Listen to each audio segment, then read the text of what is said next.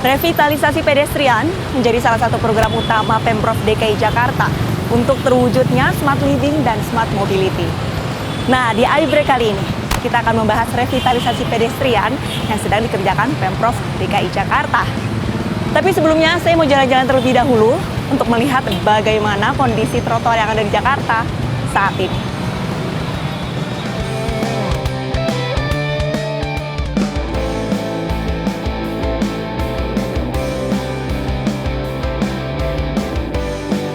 Sudah 2 tahun Anies Rashid Baswedan menjabat Gubernur DKI Jakarta. Sejumlah program pembangunan ibu kota pun satu persatu mulai direalisasikan. Salah satunya adalah revitalisasi jalur pedestrian.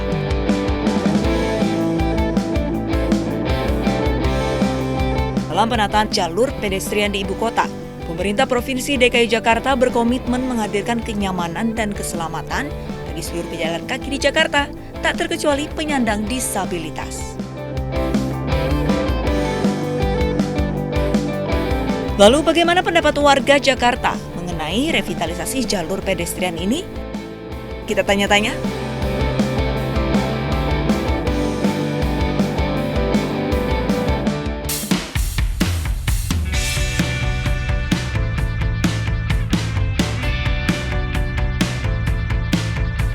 Udah sih sebenarnya karena dimensi luasnya kan udah diperbesar gitu kan, tadi dijelasin. Jadi itu kayak mempermudah si difabelnya itu bisa dapat space yang lebih banyak.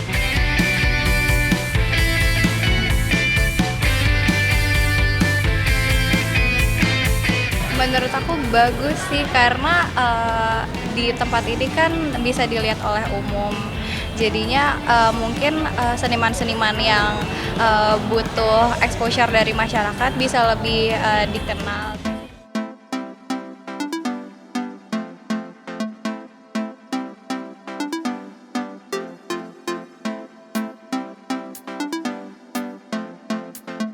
Kalau secara umum kita katakan sudah, tapi perlu ada upaya-upaya untuk meningkatkan kenyamanan dan keamanan bagi para pejalan kaki. Ya, pedestrian Provinsi Jakarta saat ini saya pikir ada perubahan yang cukup signifikan ya, di mana sama-sama kita ketahui dulunya dari paving block sekarang menjadi betonisasi, tapi di tingkat kualitasnya jauh lebih baik. Nyaman lah, enak, apalagi bawa cucu ya, nyaman bener.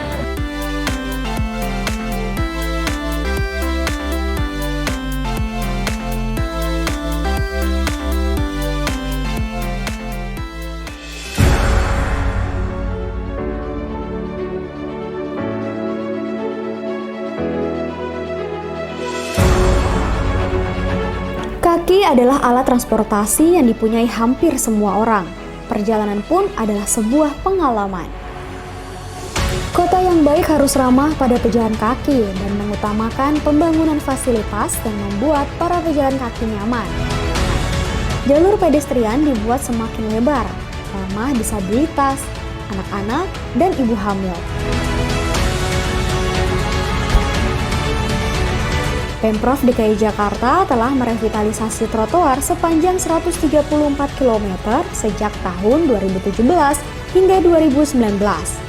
Ukuran trotoar diperlebar dari 1,5 hingga 3 meter menjadi 4,5 sampai 6 meter. Ada 10 titik lokasi trotoar yang telah dan sedang direvitalisasi hingga akhir tahun 2019.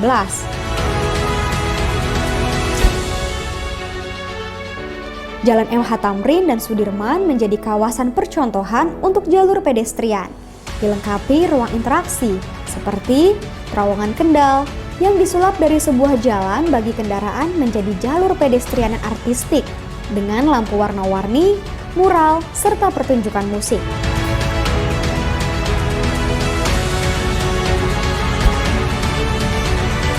Spot budaya Taman Duku Atas, lengkap dengan fasilitas olahraga skateboard, area edukasi infrastruktur kota, dan panggung seni.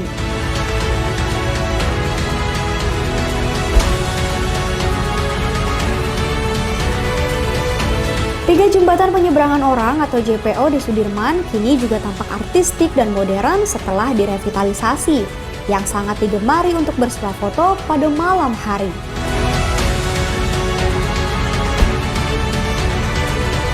Untuk memudahkan para disabilitas, ibu hamil dan lansia, tersedia pula Pelikan Crossing atau Pedestrian Light Controlled Crossing, yaitu zebra cross yang dilengkapi dengan tombol pengatur lalu lintas untuk penyeberang, seperti yang ada di Jalan MH Tamrin. Inilah wajah baru Jakarta, kolaborasi Pemprov bersama seluruh warga menjadikan Jakarta kota yang maju dan ramah bagi pejalan kaki.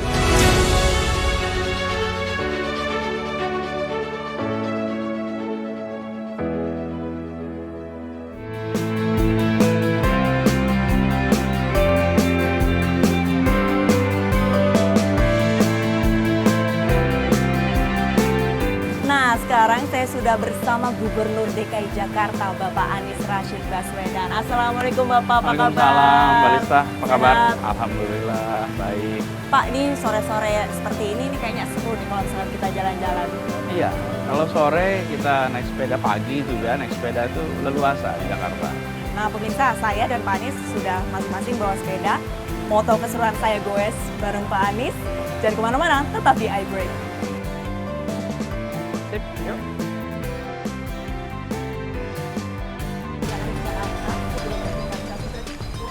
Oh ya, dan ada satu hal yang harus kita terapkan, prinsip kesetaraan.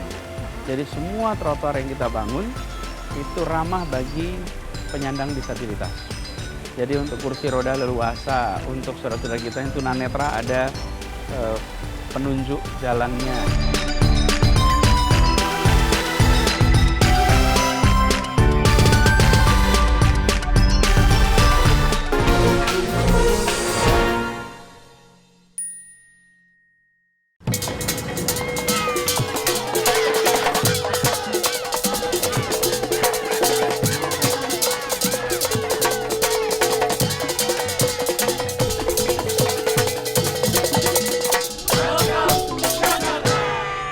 Someone once told me there is a city more than just buildings, more than just roads. We look up at the stars dreaming, but what if what burns brightest is not what is up in the clouds, but what surrounds us? It is not easy to explain. It's true. The most beautiful things in the world can sometimes be the things that we see, things we hear, things we touch. But what keeps you alive must be felt with the heart. This is where I began my journey, my Jakarta, vibrant Jakarta.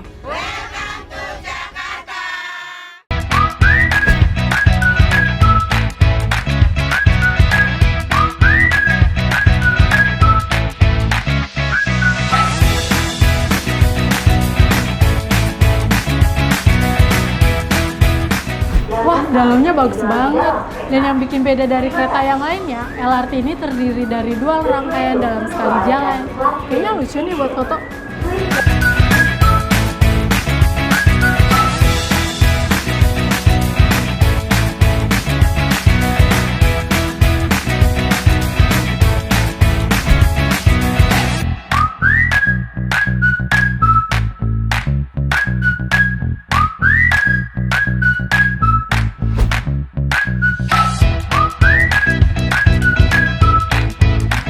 Ayo gunakan transportasi publik untuk udara Jakarta yang lebih baik.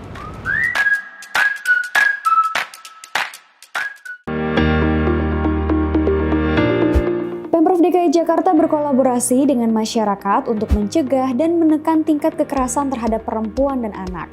Hasilnya, tingkat kekerasan menurun lebih dari 50%. Para korban kekerasan membutuhkan rumah aman sebagai tempat sementara hingga situasi menjadi lebih baik bagi para korban. Jumlah rumah aman untuk korban kekerasan bertambah dari 2 unit pada 2018 menjadi 4 unit pada 2019. Begitu juga dengan pos pengaduan. Tahun lalu berjumlah 12, bertambah menjadi 19 pos pengaduan dengan 3 tenaga setiap posnya. Ada 6 RSUD yang menyediakan layanan visum gratis untuk korban kekerasan. Warga bisa melaporkan langsung kasus kekerasan terhadap perempuan dan anak melalui aplikasi Jakarta Aman.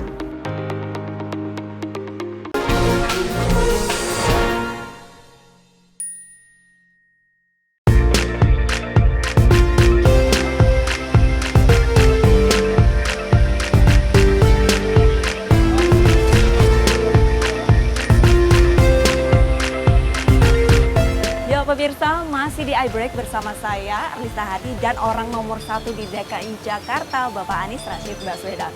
Pak, sebelum kita goes, kita bincang-bincang dulu, Pak.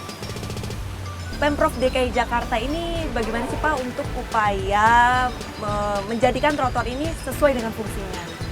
Ya, jadi kita memang sedang melakukan pembangunan trotoar masif. Ada prinsip sederhana, bahwa alat transportasi yang dimiliki semua orang mayoritas adalah kaki. Ya. Dan ada juga alat transportasi dengan dasar roda. Nah, jalan yang kita bangun adalah jalur untuk kaki dan untuk yang beroda. Nah, selama ini kita hanya membangun jalan untuk yang berbasis roda. Kendaraan roda motor, mobil, bis. Sementara untuk pejalan kaki malah sedikit. Nah, sekarang kita justru dorong pembangunan trotoar yang lebar, dulunya 1,5 meter, sekarang ada yang 4 meter, ada yang 8 meter, bahkan ada yang sampai 12 meter. Nah, itu semua adalah untuk membuat kita bisa berjalan kaki lebih leluasa. Dan kalau berjalan kaki itu, interaksi antar masyarakat juga terjadi. Nanti kita lihat sepanjang jalan. Masyarakat itu kemudian lebih berinteraksi dan kita banyak kegiatan-kegiatan kita bisa lakukan di situ. Nanti kita bisa lihat kegiatan sosial, kegiatan budaya, ada kegiatan seni. Itu semua bisa kita lakukan di trotoar yang sudah ditata. Jadi membangun trotoar yang lebih besar itu bukan sekedar soal pejalan kaki, tapi soal membangun interaksi antar warga. Interaksi antar warga, berarti Pemprov DKI Jakarta ini melihat pedestrian yang ada di Jakarta sebelum revitalisasi berarti kurang ramah. Oh ya, Pak? Dan ada satu hal yang mesti kita terapkan, prinsip kesetaraan. Jadi semua trotoar yang kita bangun itu ramah bagi penyandang disabilitas.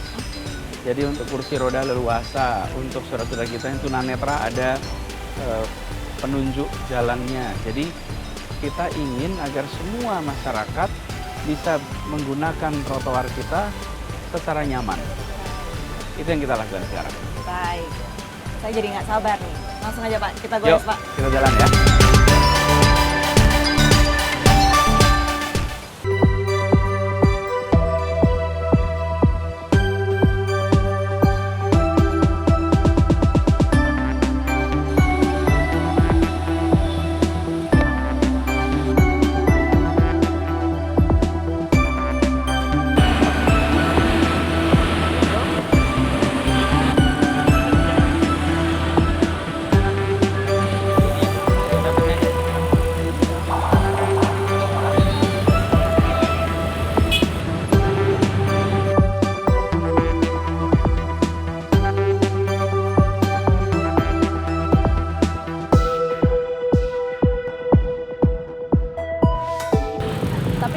Banyak warga yang masih belum tahu ya Pak ya. Belum ada. Kita parkir dulu Pak. Silakan.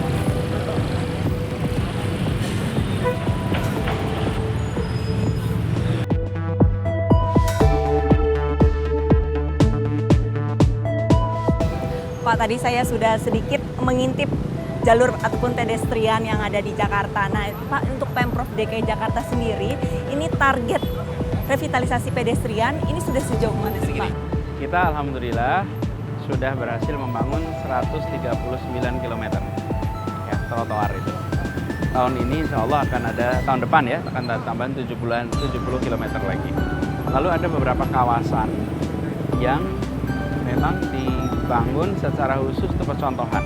Nah, kawasan yang khusus itu prioritas utamanya kawasan mana Pak? Ini ada 3 kawasan yang sekarang sedang dibangun. Kalau untuk Sudirman Tamrin alhamdulillah sudah selesai. Udah rampung ya? Udah rampung, ini kita sekarang lagi di Pelikan Crossing. Ini bundaran HI ini. Lalu ada 3, satu adalah kawasan Cikini. Cikini itu sekarang sedang dibangun. Kemudian yang kedua kawasan Kemang di selatan. Lalu yang ketiga adalah kawasan Casablanca. Casablanca. Itu di antara Jalan Sudirman dengan Jalan Kuningan.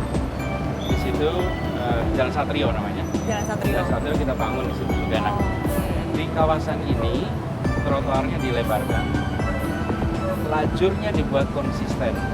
Kita sering mendengar dari masyarakat mengungkapkan di sosial media, sekarang jalurnya jadi sempit, jalur mobilnya. Iya, banyak yang protes ya Pak ya. Ya, nah sesungguhnya bukan jadi sempit, sesungguhnya adalah dikonsistenkan. Jadi jalur itu seringkali 4 jalur, lalu 3, lalu 2, lalu 3 jalur lagi. Nah sekarang kita buat konsisten. Kalau 3 semua, kalau 2 semua.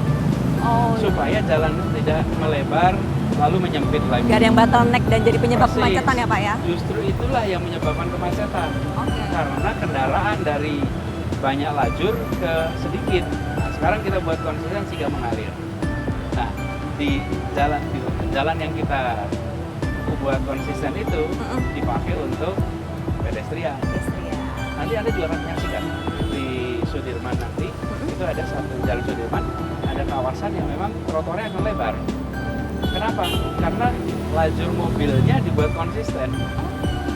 Itu yang kita lakukan. Jadi pembangunan trotoar ini lebih dari sekedar soal kita lebih luas, tapi juga ruang interaksi lebih banyak. Nanti kita lihat di sebelah sana yang tempat musik. Nah, berbicara pedestrian, ruang lingkup yang lebih luas sama musik, ini berarti ada tempat yang asik buat nongkrong nih Pak nih. Harus. Boleh kasih tahu nggak Pak? Lokasinya di mana sih Pak? Yuk, kita ke sekitar Duku Atas ya. Oh, Duku Atas. Dari sini kita naik sepeda aja ke sana. Baik, pemirsa mau tahu tempat asik buat nongkrong dan mau tahu keseruan saya nongkrong bareng Pak Anies? Jangan kemana-mana, tetap di iBreak. Ayo Pak, kita gas ke Duku Atas. Ya.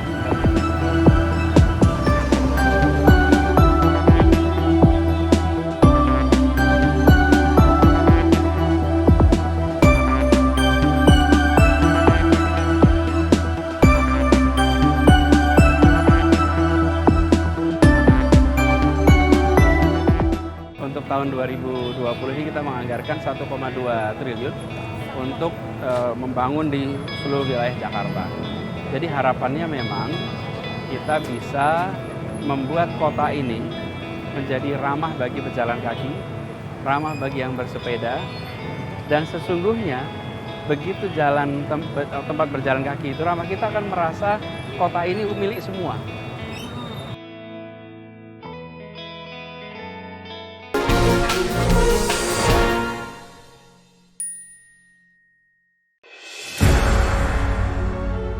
Kota yang baik harus ramah pada pejalan kaki dan mengutamakan pembangunan fasilitas yang membuat para pejalan kaki nyaman. Jalur pedestrian dibuat semakin lebar, ramah disabilitas, anak-anak, dan ibu hamil. Pemprov DKI Jakarta telah merevitalisasi trotoar sepanjang 134 km sejak tahun 2017 hingga 2019.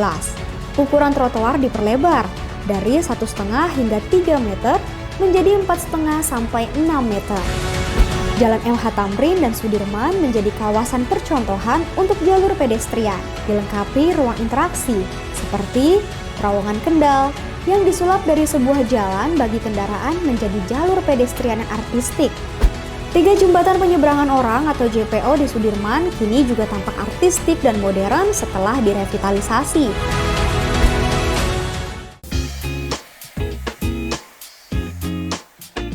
Program Pangan Murah hadir untuk memberikan subsidi harga bahan pangan pokok kepada warga tidak mampu. Ada 6 jenis bahan kebutuhan pokok yang mendapat subsidi dalam program Pangan Murah.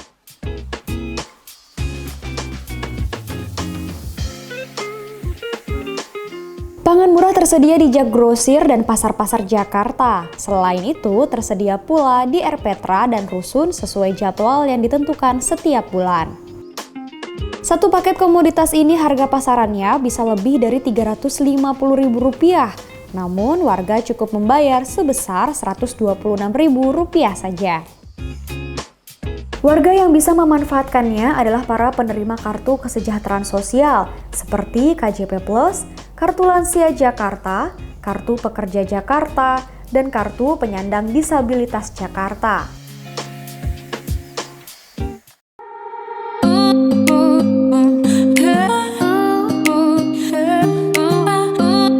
Pasar Kenari yang biasa kita kenal sebagai pasar pemenuh kebutuhan sehari-hari kini mempunyai wajah baru. Sebuah toko buku dapat kita temukan di lantai 3 Pasar Kenari yang bernama Jakbook.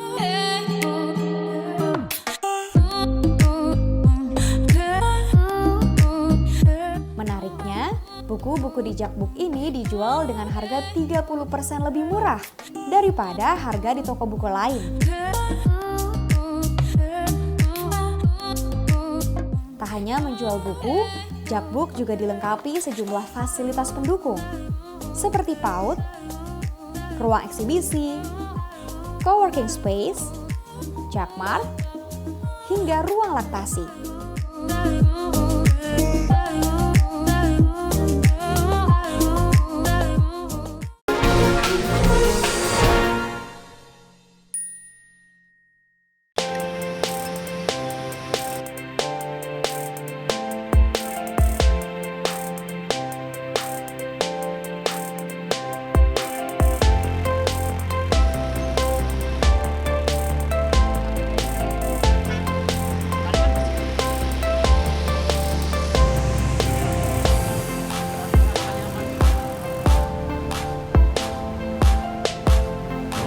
Nah pemirsa, tadi saya dan Pak Anies ini sudah bersepeda menyusuri jalan yang ada di Jakarta, dan sekarang saya dan Pak Anies sudah berada di Taman Budaya Duku Atas. Pemirsa, ini kalau kata anak zaman now nih, ini untuk Taman Budaya Duku Atas dan JPO yang ada di belakang saya ini Instagramable. Pak, mengenai JPO, nah ini menarik sekali, ini kira-kira akan dibangun berapa banyak lagi Pak JPO yang seperti ada di belakang? Jadi kita ingin membuat agar kegiatan orang berangkat kerja, pulang kerja, itu bukan semata-mata sebagai perjalanan, tapi dia bisa menjadi pengalaman. Jadi berjalan menuju kantor, pulang kantor, ada pengalaman-pengalaman baru yang didapat. Begitu juga dengan di sini. Di sini kan ada musik, kemudian ini JPO-nya dengan desain yang unik.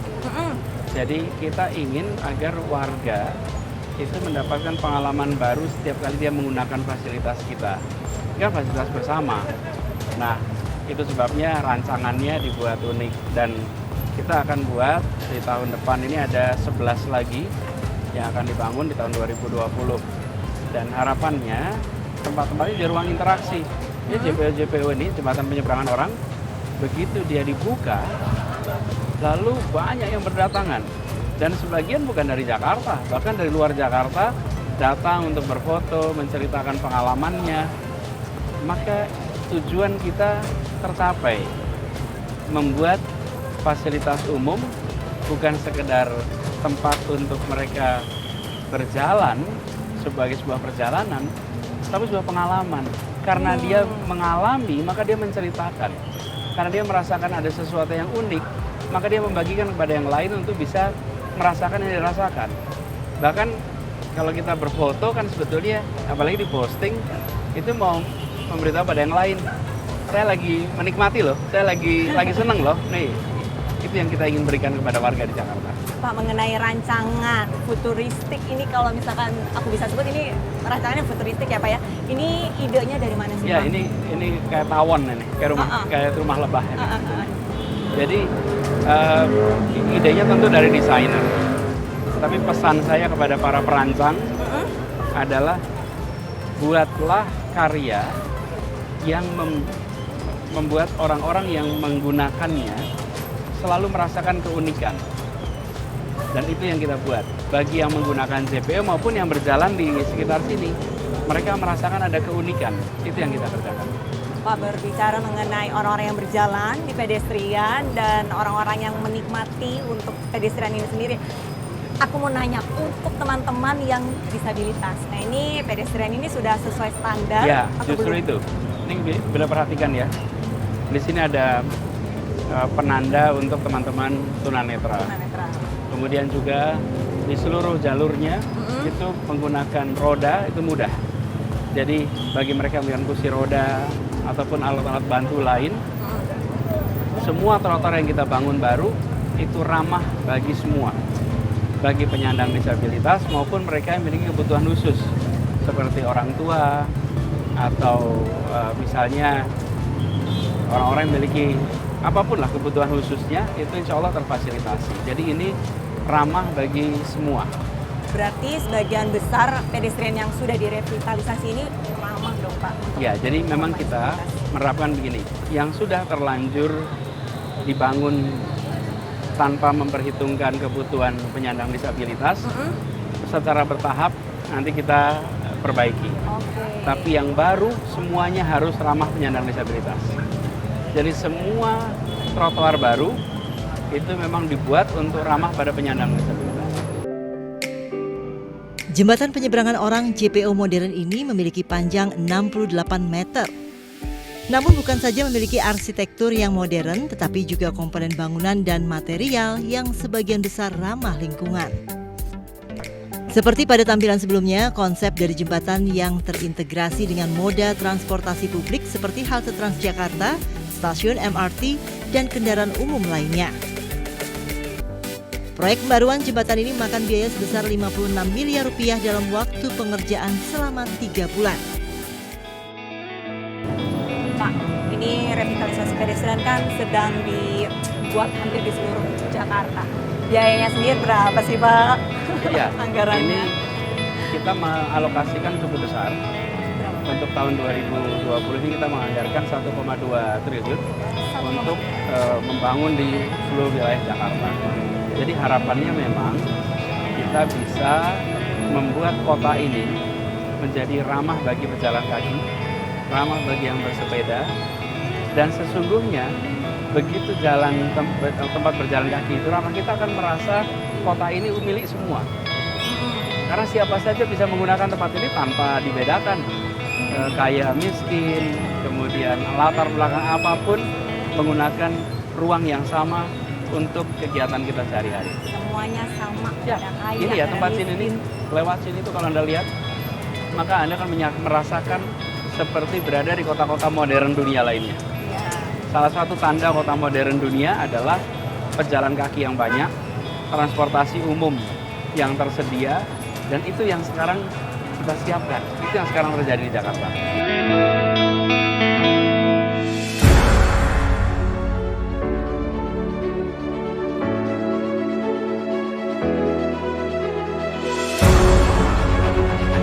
Kaki adalah alat transportasi yang dipunyai hampir semua orang. Perjalanan pun adalah sebuah pengalaman. Kota yang baik harus ramah pada pejalan kaki dan mengutamakan pembangunan fasilitas dan membuat para pejalan kaki nyaman. Jalur pedestrian dibuat semakin lebar, ramah disabilitas, anak-anak, dan ibu hamil. Pemprov DKI Jakarta telah merevitalisasi trotoar sepanjang 134 km sejak tahun 2017 hingga 2019. Ukuran trotoar diperlebar dari 1,5 hingga 3 meter menjadi 4,5 sampai 6 meter. Ada 10 titik lokasi trotoar yang telah dan sedang direvitalisasi hingga akhir tahun 2019.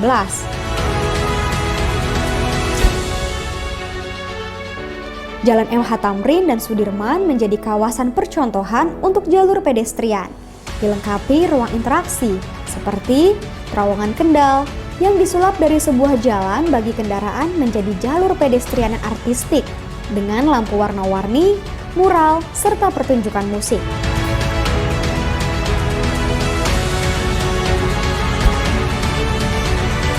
Spot budaya Taman Duku Atas, lengkap dengan fasilitas olahraga skateboard, area edukasi infrastruktur kota, dan panggung seni.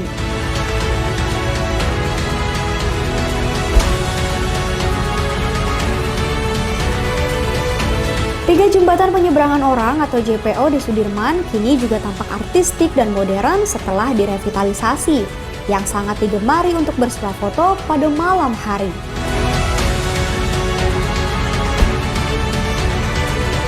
Untuk memudahkan para disabilitas, ibu hamil dan lansia, tersedia pula pelikan crossing atau pedestrian light controlled crossing yaitu zebra cross yang dilengkapi dengan tombol pengatur lalu lintas untuk penyeberang, seperti yang ada di Jalan MH Tamrin. Inilah wajah baru Jakarta, kolaborasi Pemprov bersama seluruh warga menjadikan Jakarta kota yang maju dan ramah bagi pejalan kaki.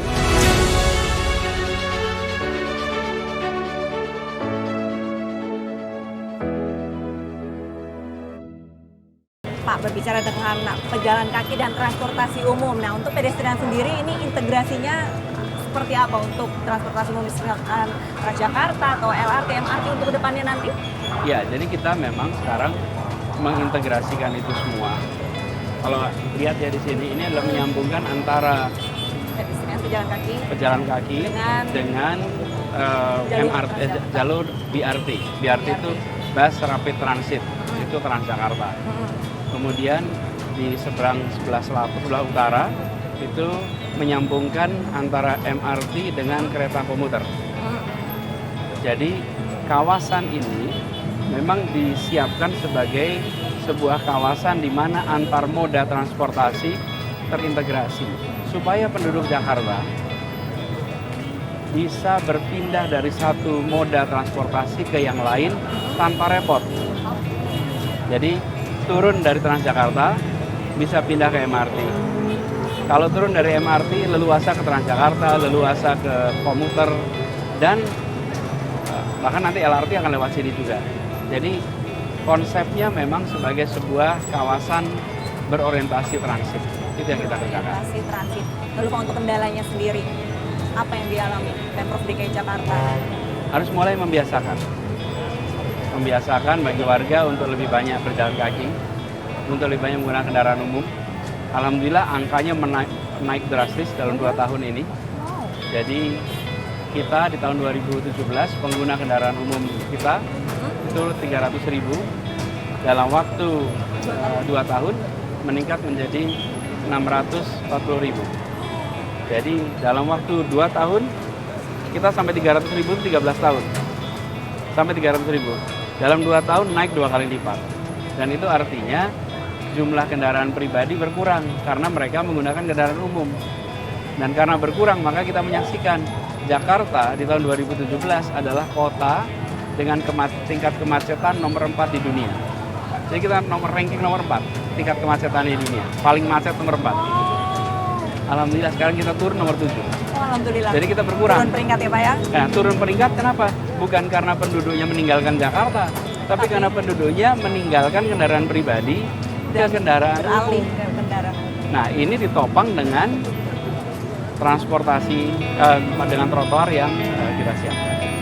Wah, kalau misalkan membayangkan Jakarta nantinya ke depan, kalau misalkan semuanya sudah terintegrasi, sudah terorientasi, dan untuk masyarakatnya sendiri juga sudah tertib, pasti Jakarta keren banget ya Pak ya? Insya Allah. Bismillah, insya Allah. Pemirsa jangan kemana-mana karena setelah ini saya dan Pak Anies akan berbincang-bincang membahas hal yang lebih seru lagi. Jadi jangan kemana-mana, tetap di iBreak.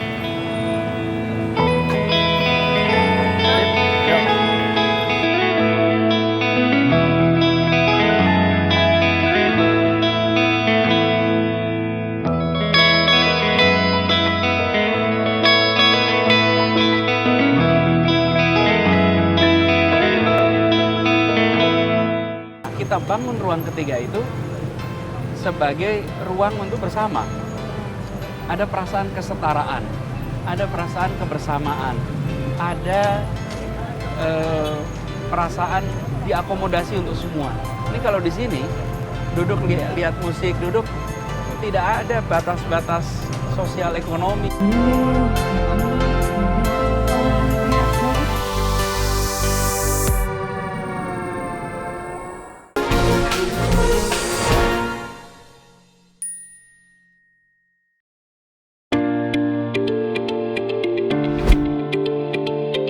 Dengan lintasan terpanjang di dunia sepanjang 251 km, 3.400 bus Transjakarta mengangkut lebih dari 640.000 penumpang setiap hari pada 2019. Ini meningkat hampir 2 kali lipat dalam 3 tahun. Jakarta juga punya moda transportasi berbasis rel termodern, Sejak diresmikan pada 24 Maret 2019, Moda Raya Terpadu atau MRT merupakan primadona transportasi publik dan satu-satunya di Indonesia. Hingga Juli 2019, jumlah rata-rata penumpang kereta Ratangga mencapai lebih dari 94.000 orang per hari. Melalui program Jaklingko memungkinkan warga untuk menaiki bus Transjakarta dan angkutan kota hanya dengan Rp5.000 selama 3 jam perjalanan.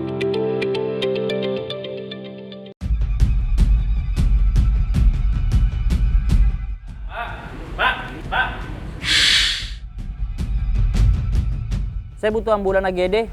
Baik, mohon ditunggu Bapak, akan kami sambungkan ke pihak ambulan. Telepon jangan diputus, Pak. Ambulan Dinas Kesehatan dengan safety bisa dibantu. Sepertinya papa saya kena serangan jantung. Akan kami kirimkan ambulannya segera.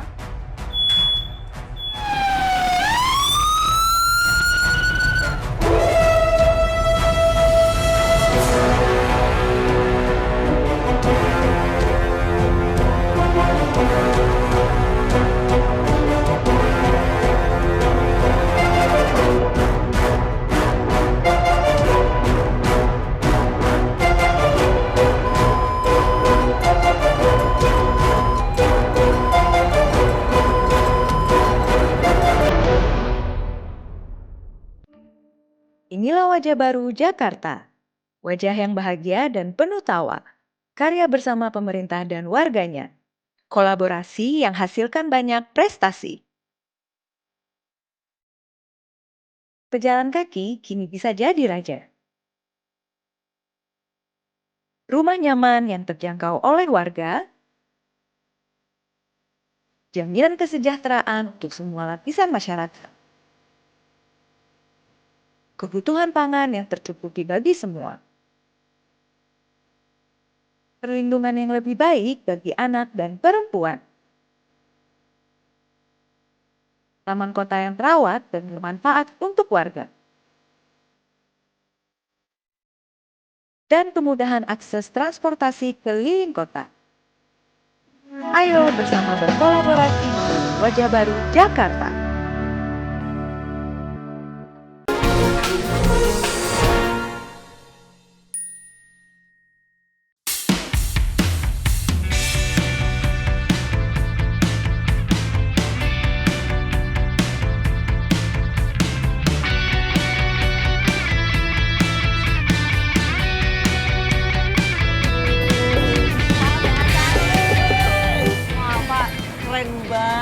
Pertunjukan dari para musisi yang ada di sini.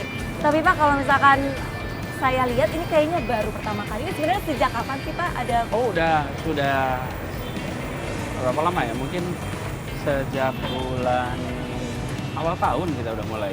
Awal tahun 2019. Ya, jadi awal tahun 2019 kita sudah mulai di sini dan hampir setahun sebetulnya kita jalan ini. Dan memang namanya kita sebut musik tepi barat. Apa tuh musik tepi barat? Ada istilah? Karena gini, bermulanya waktu itu di sisi barat Jalan Sudirman. Okay. Kenapa pilih sisi barat? Karena kalau sore hari teduh ketutupan dengan gedung-gedung tinggi. Karena sinar mataharinya kan di barat tuh. Jadi sisi barat itu udah teduh. Jadi kalau bikin musik begini, bagi yang nonton juga nggak kepanasan. Oh, iya benar. Nah sekarang daerah sini udah jadi, ini sisi timur nih. Tapi namanya tetap musik barat.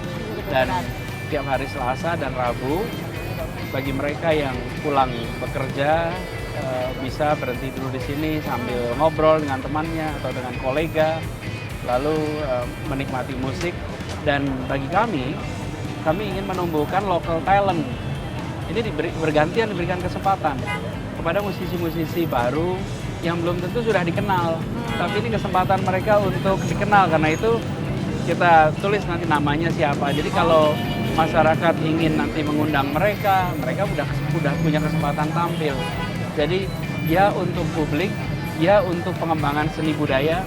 Bahkan kalau Jumat kemarin kita undang SMA, paduan suaranya tampil di sini. Wow, seru banget. Jadi paduan suara pada tampil di sini dari anak-anak SMA.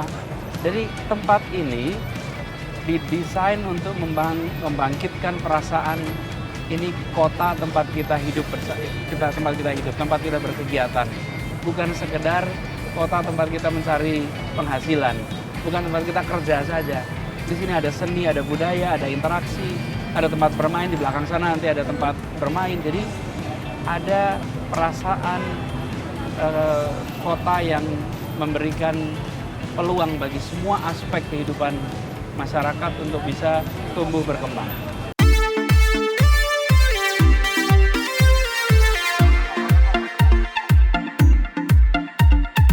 Bila Anda berjalan di kawasan Duku Atas, Jakarta Pusat, saat ini ada area taman budaya dan anjungan yang telah rampung direvitalisasi oleh Pemprov DKI Jakarta menjadi lebih kekinian dan multifungsi.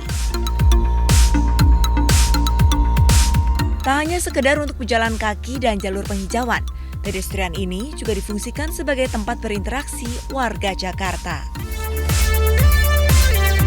Ya, di sini terdapat spot edukasi utilitas kota, tempat berolahraga hingga anjungan pandang untuk melihat lanskap ibu kota Jakarta.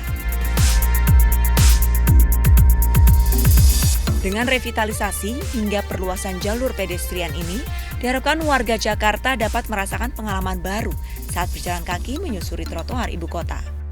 Revitalisasi jalur pedestrian yang terintegrasi dengan transportasi umum ini semakin memanjakan warga Jakarta dalam menjalankan aktivitas kesehariannya, mulai dari bekerja hingga berolahraga.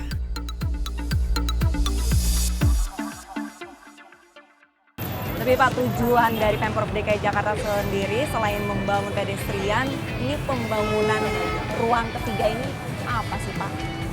Ruang ketiga, ya istilahnya memang saya menggunakan istilah ruang ketiga.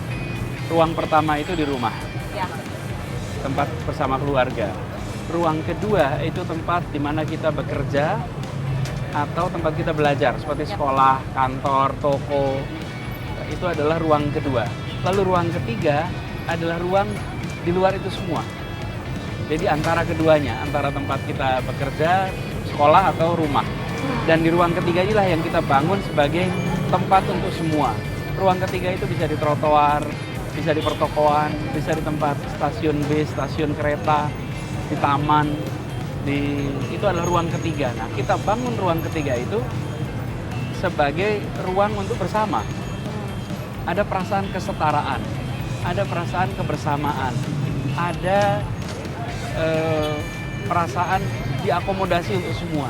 Ini kalau di sini, duduk lihat musik, duduk tidak ada batas-batas sosial ekonomi. Kalau kita masuk ke tempat tertentu, kalau bukan bisa membayar tiket, nggak masuk. Iya. Atau lalu suasananya menjadi tidak untuk semua. Kalau di sini kesetaraan ada. Dan dibuat sehingga orang yang duduk nonton datang bisa pergi kapan saja, bisa datang kapan saja. Tidak ada suasana yang membuat mereka harus formal, tapi justru rileks, santai, setara bagi semua. Itulah ruang ketiga yang kita bangun di sini.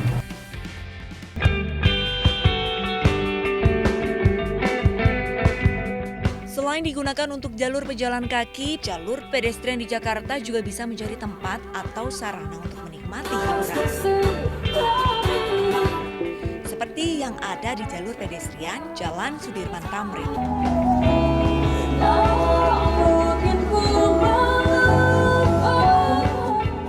Menjelang akhir pekan, para musisi jalanan ibu kota menyuguhkan live musik di jalur pedestrian yang kini ukurannya lebih lebar dan terbebas dari pedagang serta para pemotor.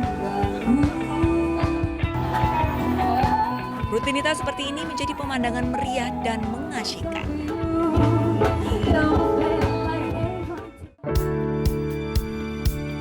Live musik dari musisi jalanan bisa menjadi pelepas penat bagi warga Jakarta setelah sibuk dengan rutinitas pekerjaan sehari-hari. Nah, bagi kamu yang kebetulan melintas di jalur pedestrian ini, tidak ada salahnya mampir dan kalau punya sedikit nyali, boleh juga ikutan bernyanyi atau bersuah foto.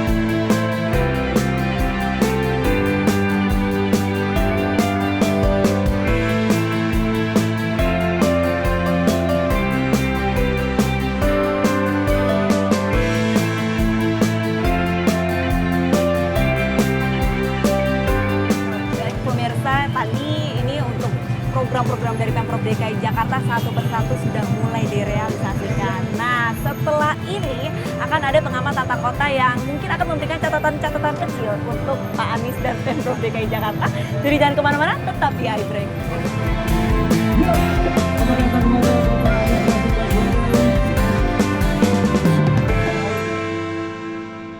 Kaki di tempat seperti ini itu membuat kita reflektif.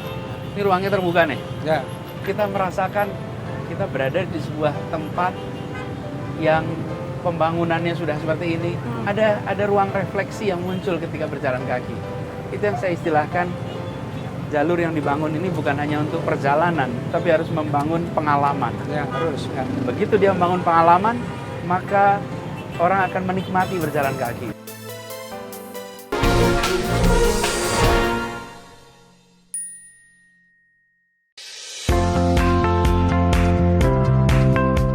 Gubernur DKI Jakarta Anies Baswedan meresmikan rumah DP 0 rupiah di Nuansa Pondok Kelapa, Jakarta Timur pada 31 Agustus 2019.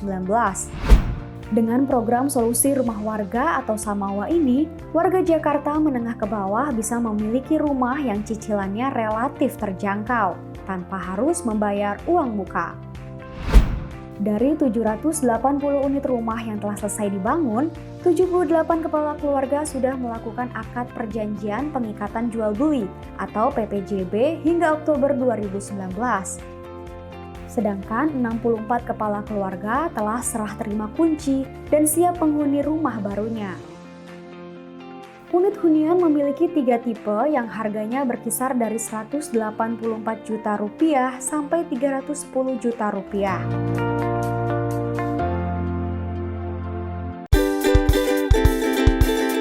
Taman kota menjadi salah satu ruang ketiga selain tempat bekerja atau sekolah dan rumah.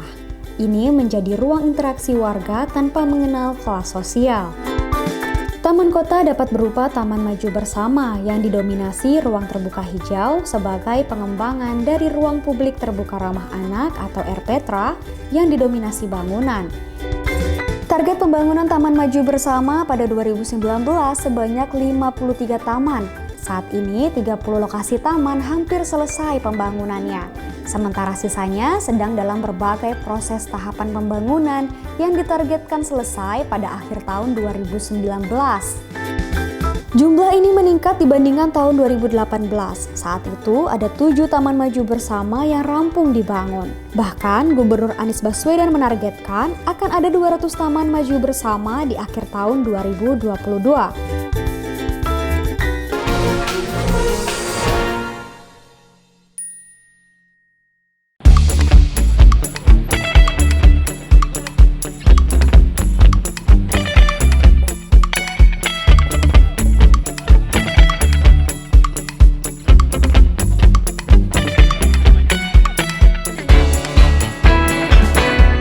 Pemirsa, masih di iBreak dan saat ini sudah hadir pengamat tata kota Bapak Nirwono Yoga. Halo Ya, Bapak, Assalamualaikum, apa kabar Bapak? Assalamualaikum, terima kasih.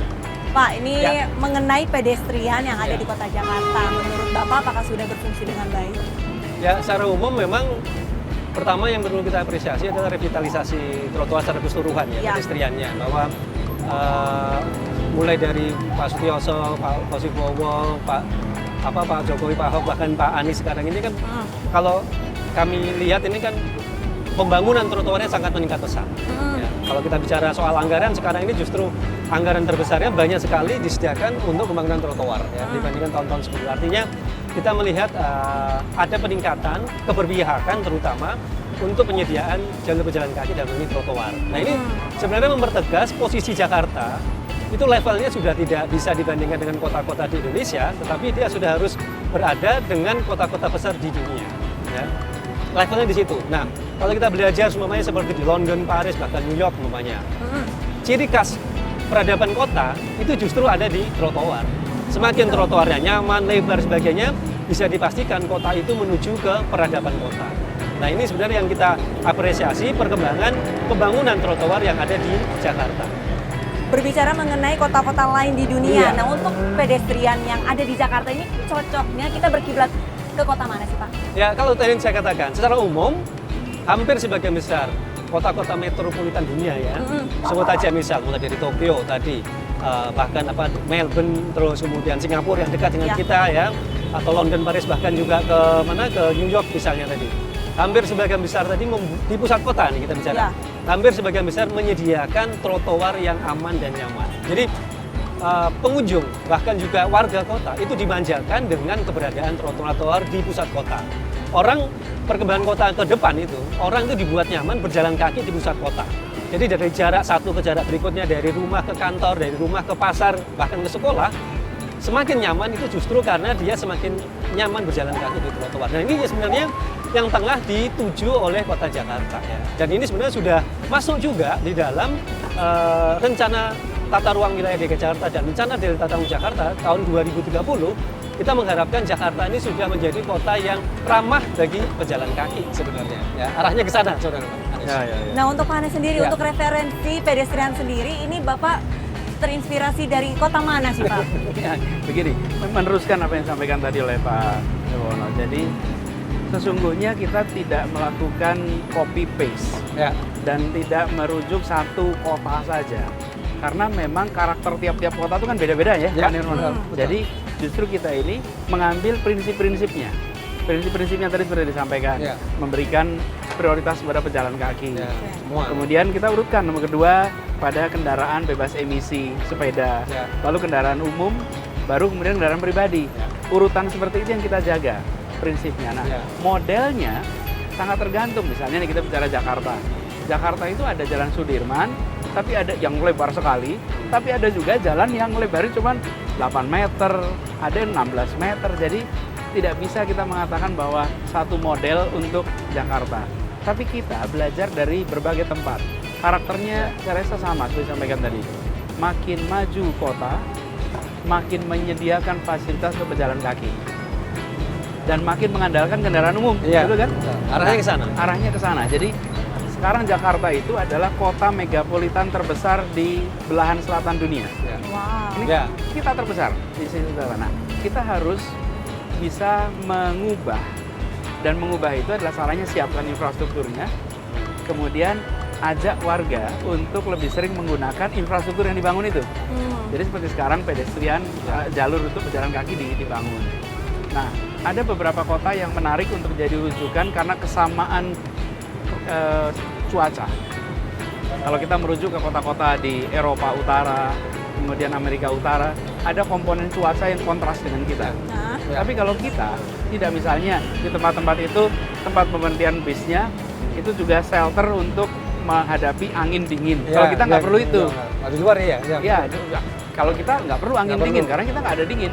Yang kita justru pentingkan adalah shelter untuk shading, untuk panas ya, untuk panas, keteduhan. Di tempat-tempat yang dingin tidak ada. Jadi kita tidak mungkin merujuk pada satu kota, tapi kita lihat, bandingkan, lalu kita gunakan di sini.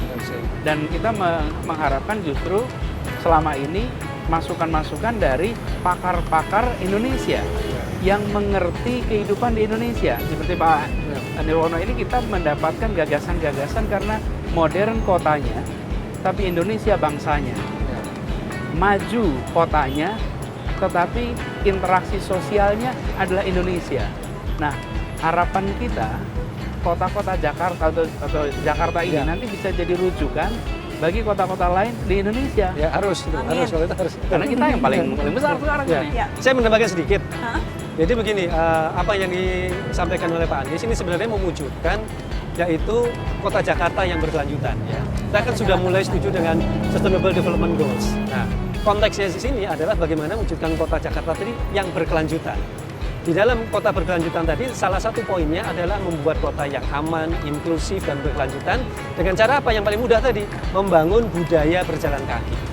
Nah, infrastruktur trotoar atau pedestrian yang sudah dibangun ini, justru tugas dari warga adalah apa? Memanfaatkan trotoar-trotoar yang sudah ada untuk membangun budaya yang berjalan kaki. Jangan lupa, Jakarta atau warga Jakarta ini termasuk warga kota di dunia yang malas berjalan kaki. Paling sedikit jalan kaki. Nah, ini tantangannya Pak Anies gitu sebenarnya. Bagaimana mendorong warga Jakarta itu mau berjalan kaki minimal gitu ya.